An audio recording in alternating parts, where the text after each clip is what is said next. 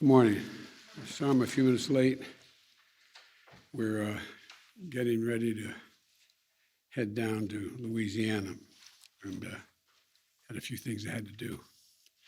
Look, as we head into Labor Day weekend, we have more evidence of the progress of our economy from last year's economic calamity.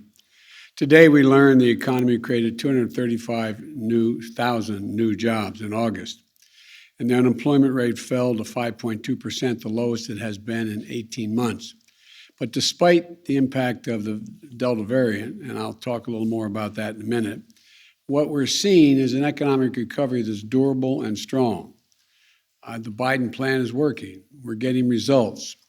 America is on the move again, and today's revision of previous month's job gains, with the revision of the July numbers, this report means that we have been adding an average of 750,000 jobs per month on average during the past 3 months. And in the 3 months before I became president, well, we're adding 60,000 jobs a month. Total job creation in the first 7 months of my administration is nearly double any prior first-year president. While I know some wanted to see a larger number today, and so did I, what we've seen this year is a continued growth, month after month, in job creation. It's not just that I've added more jobs than any first-year president, in the first year of any president. It's that we've added jobs in every single one of my first 7 job reports, and wages are going up. Some more jobs, some months are fewer, some months more, but always adding jobs. This is the kind of growth that makes our economy stronger and consistent progress and not boom or bust. Our economy grew the first half of this year at the fastest rate in about 40 years. We're the only developed country in the world. I'll say that again. We're the only developed country in the world whose economy is now bigger than it was before the pandemic. Because of the groundwork we laid with the American Rescue Plan, our vaccination strategy, we're seeing an economy and a job market that can weather the ups and downs of the Delta variant and anything else that comes our way. You know, we have a lot more work to do, as I will discuss shortly, but the facts speak for themselves. Think of where this country stood on the day I was sworn in as president and compare it to where we are today. The number of people filing new claims for unemployment each week is down 57%. Down 57%. Child poverty is down nearly 50%.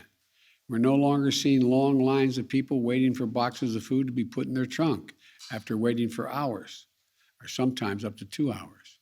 The unemployment rate is down from 6.3% to 5.2%, and I believe it's going to continue to go down.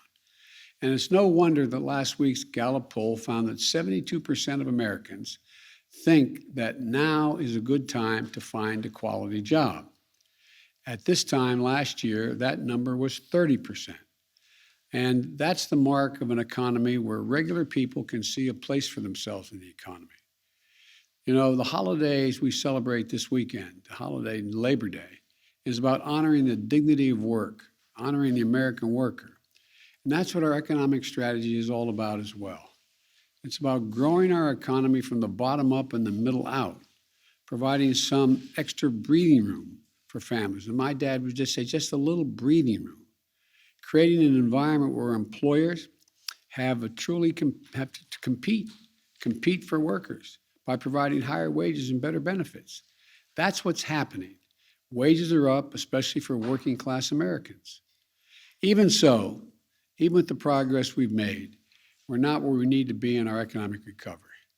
There are 2 critical tasks ahead this month to get us closer to our goal and to take the next steps in our recovery. And the first, we need to make more progress in fighting the Delta variant of COVID-19. This is a continuing pandemic of the unvaccinated. Since becoming president, I've ramped up testing, secured enough vaccine for every single American, and gotten 175 million Americans fully vaccinated. Still, too many have not gotten vaccinated. And it's creating a lot of unease in our economy and around our kitchen tables. Today's report shows that the steps we've taken, Passing the rescue plan and vaccinating 175 million people make our economy capable of growing and adding jobs even in the face of this continuing Delta surge. A strength in our economy very different from the way things were last winter. There's no question the Delta variant is why today's job report isn't stronger. I know people were looking, and I was hoping for a higher number. But next week, I'll lay out the next steps that we're going to need to combat the Delta variant, to address some of those fears and concerns. I want to talk about how we'll further protect our schools, our businesses, our economy, and our families from the threat of Delta. As we continue to fight the Delta variant, the American Rescue Plan we passed continues to support families, businesses, and communities.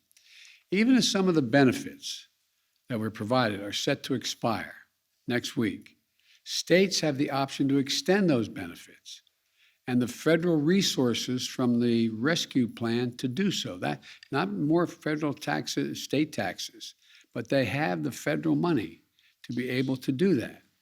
States continue to have access to a wide array of support, like Help for Schools that are reopening, Help for Child Care Centers to make them available and affordable, and other resources to help our economy get back to normal.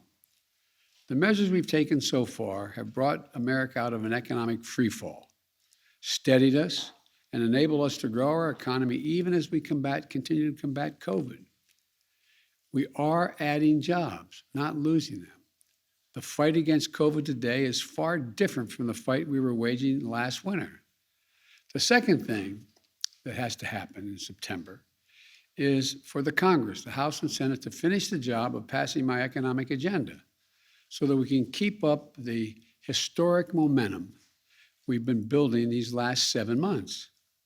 It's about investing in America's future, not about short-term stimulus. That's not what we're talking about.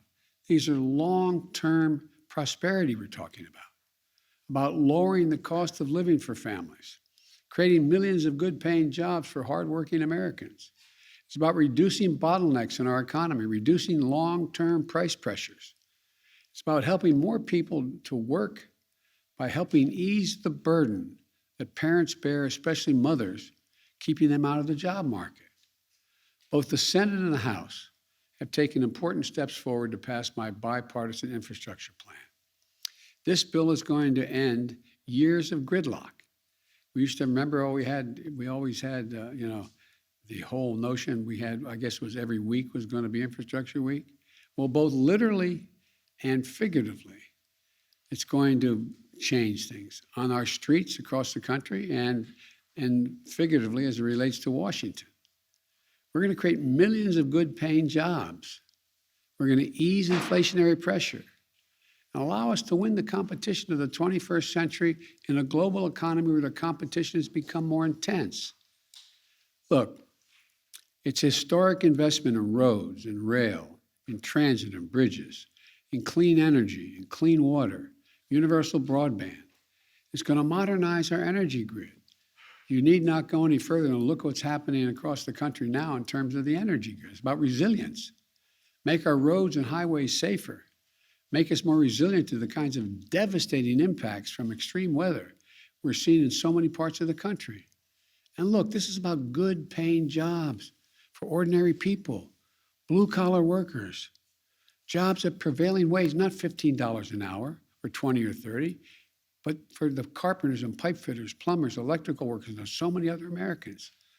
About 90% of the jobs we'll create with this plan won't require a college degree, but will fundamentally transform the lives of millions of people. It's going to transform America and propel us into the future, just as we did when we built the Transcontinental Railroad, when we electrified the country with the TVA. Look, at the same time, the House and Senate have to advance my Build Back Better agenda. That bill contains critical investments in child care to make it easier for families to be able to go to work and assure their child is being taken care of. In home care for seniors, the polling data shows among your generation, all of you out here, your greatest concern is caring for your elderly parent, even more than your child.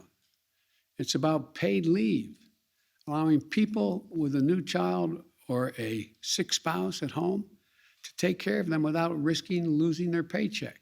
Not indefinitely, but for a time period they can actually make a difference. Universal pre-K and community college, making us significantly better educated and increasing our competitive edge globally, around the world, over time. And we'll combat climate change by building our clean energy future, creating, the experts point out, millions of jobs and building windmills and solar panels all around the country and transferring that energy, transmitting it to parts that don't have that capacity. We're going to bring down the cost of prescription drugs by allowing Medicare to finally be able to negotiate drug prices with producers. Look, and so much more. Here's the thing you need to know.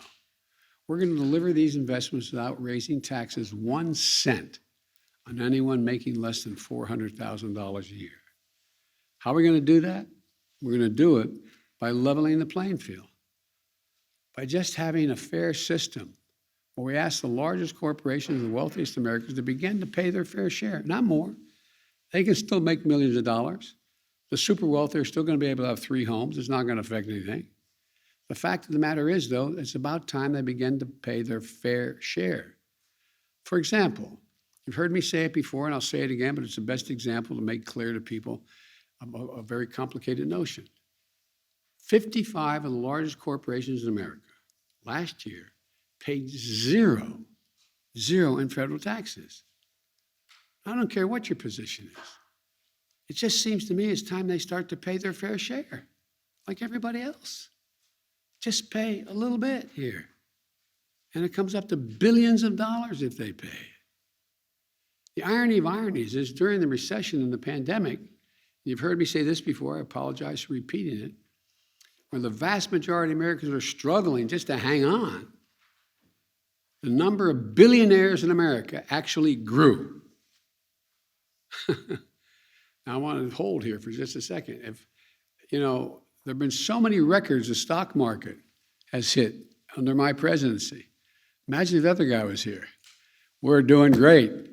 It's wonderful. The stock market is surging. It's gone up higher than me than anybody.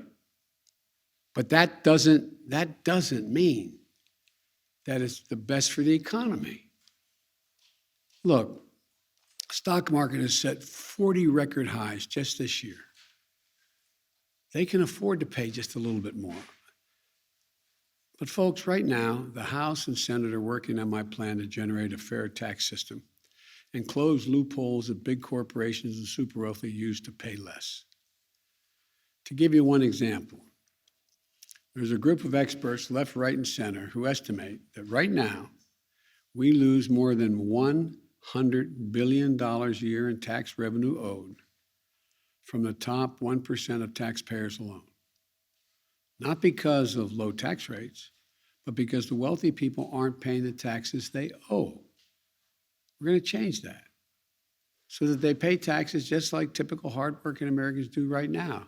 We're going to use the money we collect from the tax cuts to give tax cuts to middle-class families, to make it easier to raise kids, to take care of your aging parents, and so much more. What's going on in Congress? Not a single Republican supports this plan. They support the bipartisan plan, but not this plan. Not one. And some big corporations are spending millions of dollars legitimately, they're lobbying, to try to escape their obligation to pay the taxes they owe, leaving working families to pay a larger share of the burden. Somebody's got to pay.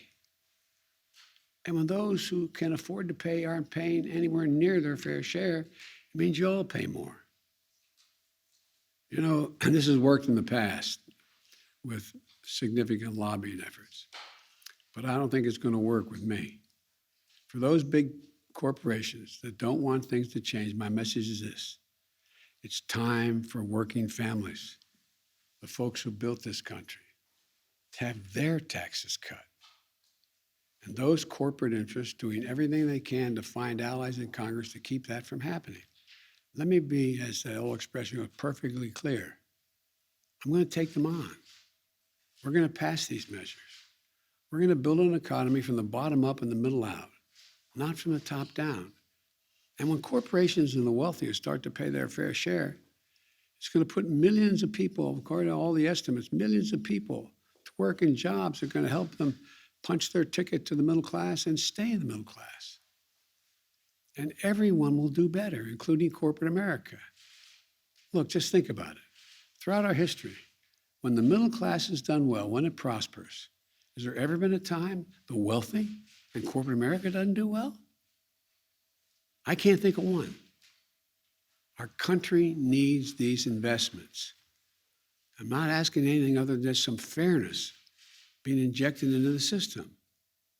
Like I said, if you hold here, the fact is that, the very wealthy, well, they're still going to have 3 homes or 4 homes if they want. It's not going to change what schools they can send their kids to. It's not going to change their standard of living. But just pay a fair share. Corporate America is going to continue to do very well. I've seen no evidence to suggest that it's going to cost jobs or cost, and now we need Congress to finish the job, to come through for the American people, ensure that the economy continues to gain strength and stability as we move forward. Now, finally, third thing we need to do, all of us, is to stick together. We have to put ourselves on track to accomplish extraordinary things. A strong, inclusive, historic economic growth, landmark investments to create even more good jobs and deliver breathing room for millions of families. A giant step forward in the fight against climate change, the crisis made more evident than ever by the death and destruction caused by extreme weather just these past few days.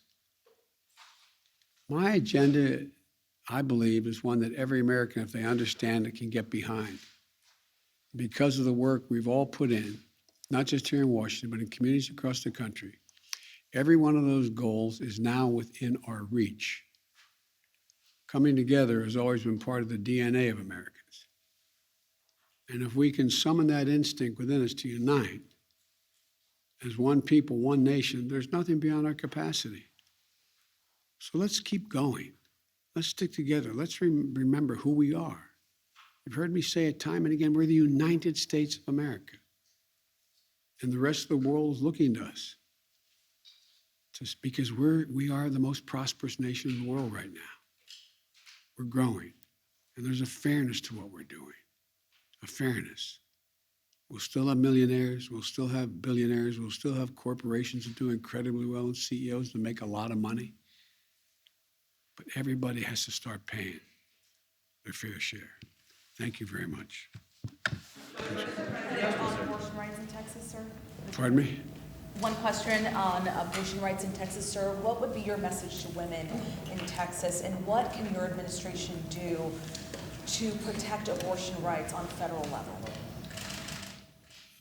I'm late for going down. I'm going to talk about these things from Louisiana, but I have been, continue to be, a strong supporter of Roe v. Wade. Number one. And the most pernicious thing about the Texas law, it sort of creates a vigilante system where people get rewards to go out to, anyway. And it just seems, I know this sounds ridiculous, almost un-American, what we're talking about. Not to debate about, I respect people who think that, who don't support Roe v. Wade. I respect their views. I respect them, those who believe life begins at the moment of conception and all. I respect that. Don't agree, but I respect that. I'm not going to impose that on people. But what I was told, and I must tell you, I am not certain. I was told that there are possibilities within the existing law to have the Justice Department look and see whether are there things that can be done that can limit the independent action of individuals in enforcing a federal system, a state law. I don't know enough to give you an answer yet. I've asked that to be checked. Thank you all very much. On the status of getting Americans out of Afghanistan.